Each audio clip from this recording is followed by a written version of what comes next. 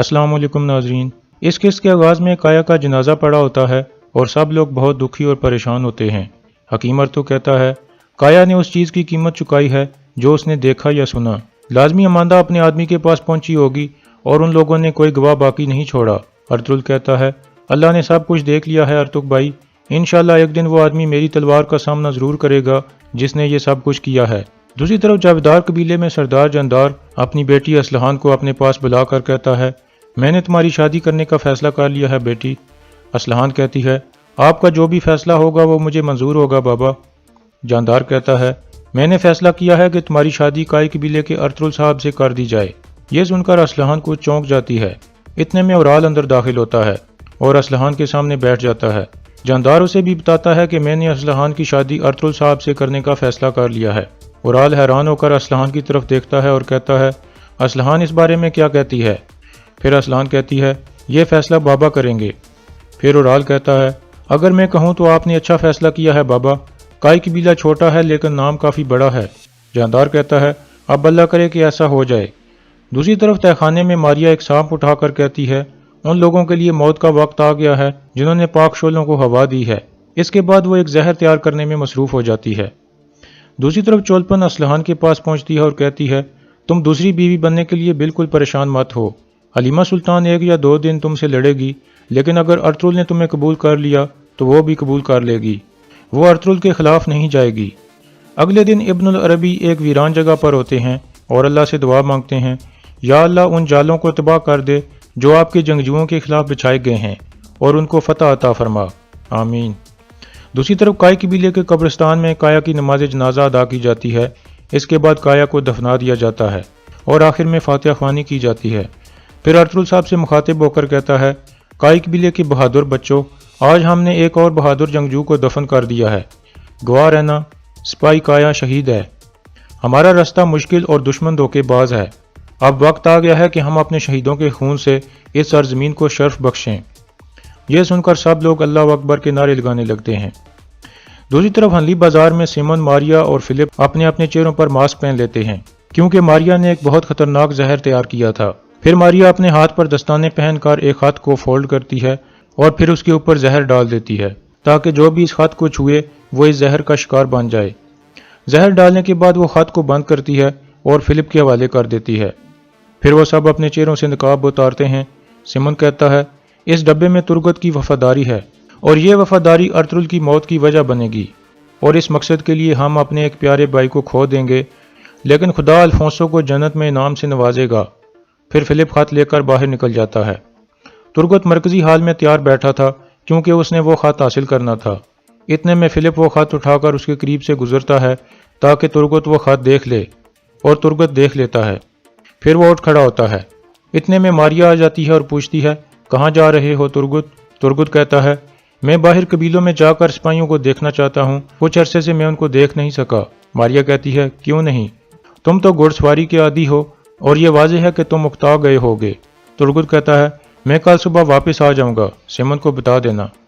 मारिया कहती है, ठीक है तुर्गत। फिर तुर्गत बाहर निकल जाता है। बाहर आकर वो फिलिप को देखने लगता है। फिलिप खत अल्फोंसो के हवाले करके वापस मुड़ जाता है और अल्फोंसो घोड़े पर सवार होकर रवाना हो जाता है। यह देखकर तुर्गत भी अपने घोड़े की तरफ बढ़ता है।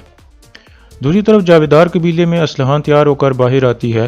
चोलपन औराल को कहती है, असलहान भी वही चाहती है जो तुम्हारे बाबा चाहते हैं, लेकिन वो हलीमा की वजह से कुछ शर्मसार है। औराल कहता है, आज रात मेरे बाबा अर्तुगरुल से इस बारे में बात करेंगे, लेकिन मैं ये नहीं जानता कि अर्तुगरुल तब तक जिंदा भी रहेगा या नहीं। बेचारी मेरी बहन अपने प्यारे को पाने से पहले ही खो देगी। चोलपन पूछती है, क्या मतलब है आपका? कैसे होगा ये? औराल कहता है, अर्तुगरुल की मौत भी टोकटा मिश जैसी होगी, हत्ता कि उससे भी बुरी। दूसरी तरफ अल्फोंसो खत लेकर जा रहा था और तुर्गत उसका पीछा कर रहा था। एक जगह पहुंचकर अल्फोंसो रुक जाता है और तुर्गत से पूछता है, तुम यहाँ क्या कर रहे हो? तुर्गत कहता है, मुझे सिमोन ने भेजा है, वो खत मैं लेकर जाऊँगा, तुम वापस चले जाओ। अल्फोंसो कहता है, ये खत सिर्फ हमारा कोई सिपाही लेकर जा सकता है, सिमोन तुम पर इतना एतबार नहीं कर सकता। तुर्गत गुस्से से कहता है, बहुत हो गया। यह देखकर अल्फोंसो अपना घोड़ा दोबारा दौड़ा देता है और तुर्गत उसके पीछे लग जाता है।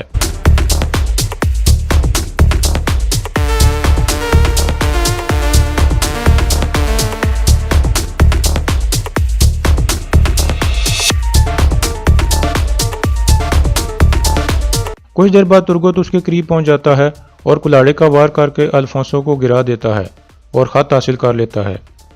फिर वो अपने घोड़े पर सवार होकर कबीले की तरफ रवाना हो जाता है। दूसरी तरफ काय कबीले में अर्तुगरुल अपने सिपाहियों को सेमन के महल पर हमले की मंसूबाबंदी के बारे में बता रहा था और कहता है, वहां सेमन के 30 से 40 आदमी मौजूद होंगे और हम 20 आदमी होंगे। बामसी हंसते हुए कहता है, हम उनको मारने से पहले गिन लेंगे भाई। फिर अर्तुगरुल उन सब को हमले की हिकमत अमली के बारे में बताता है और आखिर में कहता है, वह शैतान सेमन मुझे जिंदा चाहिए, हमें उससे बहुत सारी मालूमात लेनी है। इतने में अब्दुर्रहमान वहां आता है और कहता है, सरदार हमारे मेहमान आ गए हैं। फिर अर्तुगरुल वहां से जाते हुए कहता है, अल्लाह हमें फतह याब करे। दूसरी तरफ जानदार और उसके घर वाले काय कबीले में पहुंच चुके थे। अर्तुगरुल जानदार से गले मिलकर उन सब को खुश आमदीद कहता है और फिर उन्हें अंदर चलने को कहता है, जिसके बाद वह सब मरकजी खेमे की तरफ बढ़ते हैं। अंदर जानदार अर्तुगरुल से पूछता है, क्या उस औरत ने मुंह खोला है?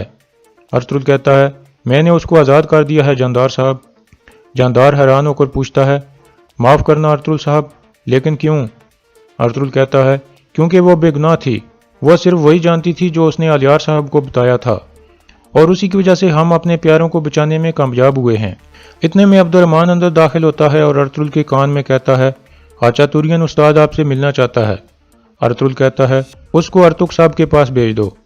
अब्दुर्रहमान बाहर निकल जाता है। फिर अलियार कहता है, हमें उस वाक़े के बारे में ना ही कोई मालूमात मिली है और ना ही कोई गवाह अर्तुगरुल साहब। अर्तुगरुल कहता है, किसी न किसी तरह मैं उनको तलाश कर लूँगा जो इसके पीछे थे और उनसे हिसाब लूँगा। उराल कहता है, हम भी इस काम में आपकी मदद करेंगे अर्तुगरुल साहब। जानदार कहता है, उराल सही कह रहा है अर्तुगरुल साहब, अब से हम 2 कबीले नहीं बल्कि एक कबीला हैं और एक ही ख़ानदान हैं। दूसरी तरफ हाचा तुरियन हकीम अर्तुग के पास पहुंचता है और कहता है, मैं जानता हूं आपने मुझे कबीले आने से मना किया था, लेकिन मजबूरी में मुझे आना पड़ा। दरिया हम पर बहुत मेहरबान हो गया है।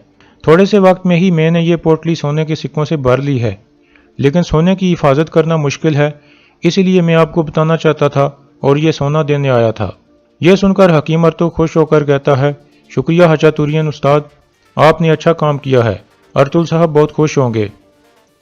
दूसरी तरफ तुर्गत कबीले के करीब एक जगह खड़ा होकर कुछ आराम कर रहा था और अपने घोड़े से कहता है, हम जल्द वापस कबीले में चले जाएंगे। चलो अभी देखते हैं कि सुल्तान के महल में जासूस कौन है।